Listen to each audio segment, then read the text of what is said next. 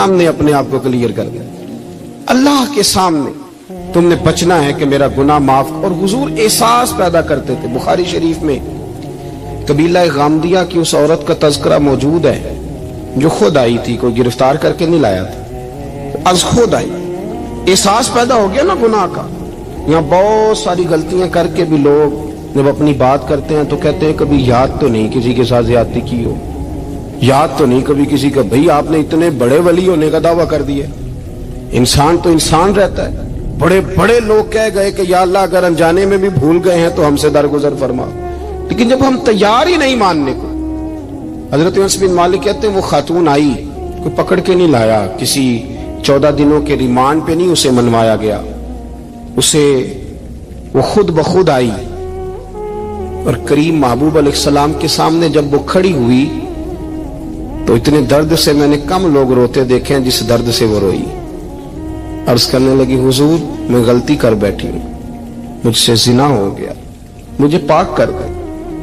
تو محبوب کریم علیہ السلام نے فرمایا تو کیسے ثابت کرے گی تو نے گناہ کیا؟ یعنی مجرم کو ثابت کرنا پڑ رہا ہے کہ میں گناہ گار۔ یہ وہ کمال ہے کہ انسانوں کو احساس ہونے لگے کہ یہاں ہم غلط ہیں۔ جب اعتراف جرم ہوتا ہے، جب بیماری کی تشخیص ہوتی ہے تو پھر اس کا علاج بھی ہو جاتا ہے۔ حضرت انس بن مالک کہتے ہیں وہ عرض کرنے لگی حضور میرے پیٹ میں ناجائز بچہ ہے۔ حضور نے فرمایا جا جب بچہ پیدا ہو تو پھر آنا۔ وہ 8 ماہ کے بعد آئی تو اس کی گود میں پھول سا بچہ تھا۔ حضور نے فرمایا واپس جا، جب روٹی کھانے لگ جائے تو پھر آنا۔ وہ 2 سال 2.25 سال دودھ پلاتی رہی، پھر جب آئی تو بچے کے ہاتھ میں روٹی کا ٹکڑا تھا۔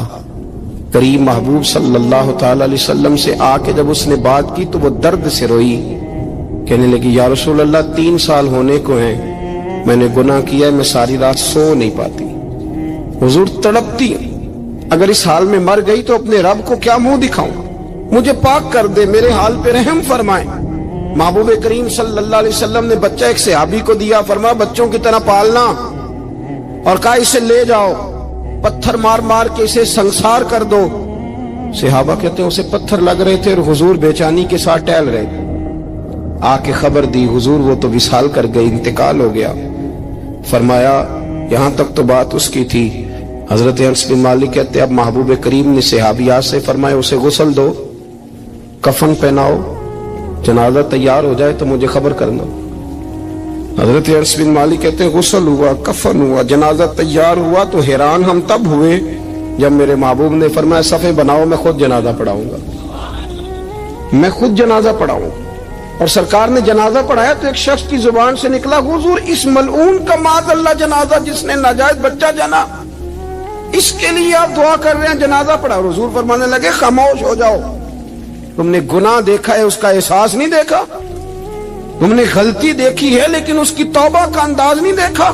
اور صاحب کنز العمال نے یہ لفظ نقل کیے ہیں کہ کریم محبوب فرمانے لگے اس نے تو ایسی شاندار توبہ کی ہے کہ اگر میں اپنی ساری امت میں بانٹ دوں تو اللہ سب کی مغفرت فرما دے گا۔ احساس جب پیدا ہو جاتا ہے نا اپنے دل کے اندر کہ یہاں میں غلط ہوں، ان العبد اذا اعترف ثم تاب تاب اللہ علیہ او کما قال نبی صلی اللہ علیہ وسلم، رواہ مشکات۔ حضور نے فرمایا جب کوئی بندہ کہتا ہے نا اللہ میں بھول گیا تھا اور پھر وہ توبہ کرتا ہے تو رب اس کی توبہ کو فوراً ہی قبول فرما لیتا ہے۔ حضرت عبداللہ بن حذافہ جہاد کر رہے تھے، روم کے عیسائیوں نے گرفتار کر لیا، 1000 آدمی نے مل کے پکڑا، گرفتار نہیں ہوتے تھے صحابی، 1000 آدمی نے گھیرا ڈالا، گرفتار کر کے لے گئے۔ اور جب بادشاہ کے سامنے گئے تو وزیر کہنے لگا بادشاہ بندہ بڑے کام کا ہے، اگر ہمارے قابو آ گیا تو فائدہ دے گا۔ صحابی ہیں حضرت عبداللہ بن حذافہ، حضرت فاروق اعظم کا زمانہ ہے، اگر قابو آ گیا تو فائدہ دے گا۔ بادشاہ کہنے لگا کیوں، کیا خوبی ہے؟ کہنے لگے ہم 1000 آدمی تھے، یہ اکیلا قابو نہیں آ رہا تھا، 1000 آدمی تھے، اگر ہماری فوج میں شامل ہو گیا تو بہت بڑا جرنیل ملے گا۔ بادشاہ کہنے لگا کوئی مسئلہ نہیں، 2-3 چیزیں ہوتی ہیں بندے کو خریدنے کے لیے، خرید لیتے ہیں۔ بادشاہ کہنے لگا عبداللہ جتنی دولت تجھے چاہیے میں تجھے دے دیتا ہوں، میرے لشکر میں آ جا، معاذ اللہ اسلام چھوڑ دے۔ حضرت عبداللہ بن حذافہ کیا فرماتے ہیں؟ فرماتے ہیں بڑا تو بیوقوف ہے، میں نے دولت کمانی ہوتی تو مدینے میں بیٹھ کے تجارت کرتا. میں دولت کمانے نہیں نکلا, میں تو رسول اللہ کی رضا کمانے کے لیے نکلا ہوا. دولت کمانی ہوتی تو کسی مارکیٹ میں ہوتا, میدان میں آنا تھا. شہادت ہے مطلوب مقصود مومن, نہ مال غنیمت نہ کشور کشائی. یہ دولت تو لونڈی ہے رسول اللہ کے دروازے کی, یہ تو پیچھے پیچھے پھرتی ہے نبی پاک کے غلاموں. یہ کمانی ہوتی تو میں کسی مارکیٹ میں ہوتا, میدان میں تھوڑا ہوتا. عبداللہ بن حذافہ سے دوسری چال چلی. کہنے لگے میاں عہدہ جو تجھے چاہیے, میں بادشاہ ہوں, میرے نیچے جو عہدہ تو کہے گا وہ تجھے مل جائے گا. حضرت عبداللہ بن حذافہ کہنے لگے شاید تجھے پتہ نہیں میری تعریف کیا ہے, شاید تو جانتا نہیں میری تعریف کیا ہے. کہا صاحب کی کیا تعریف ہے؟ کہنے لگے میں رسول اللہ کا صحابی ہوں اور کائنات میں سب سے بڑا عہدہ مصطفیٰ کے صحابی ہونے کا عہدہ ہے. صحابہ وہ صحابہ تھے جن کی ہر صبح عید ہوتی تھی. خدا کا قرب حاصل تھا, نبی کی دید ہوتی تھی. فرمایا میں نے حضور کے جلوے دیکھے ہوئے ہیں, مجھے عہدے کی ضرورت ہی نہیں, اور میں نے عہدہ لینا ہوتا تو میں سیاست کرتا. میں تو شہادت لینے نکلا ہوں میدان میں, عہدے کا میں نے کیا کرنا ہے. اب بادشاہ کہنے لگا اسے قتل کر دو. وزیر کہنے لگا نہیں, ایک بات اور ہے, مجھے ایک چال اور چلنے دو. کہا وہ کیا؟ کہنے لگے میری بیٹی بڑی خوبصورت ہے, مجھے موقع دو اپنی ہی بیٹی کو سجا بنا کے.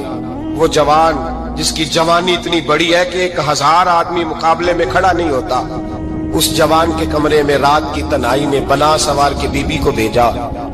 وہ بی بی کہتی ہے میں ساری رات بن سور کے اس صحابی کے کمرے میں بیٹھی رہی, لیکن یہ کیا شخص تھا, ساری رات ہی مسلح پہ بیٹھا رہا, ساری رات ہی. کچھ دیر تھک جاتا تو یہ کریم رسول پہ درود پڑھنا شروع کر دیتا.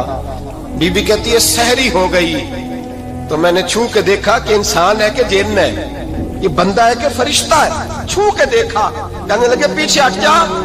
میں نے کہا میں نے تو سنا تھا تو 1000 کے مقابلے میں ہے اور تو اتنا بے حس ہے کہ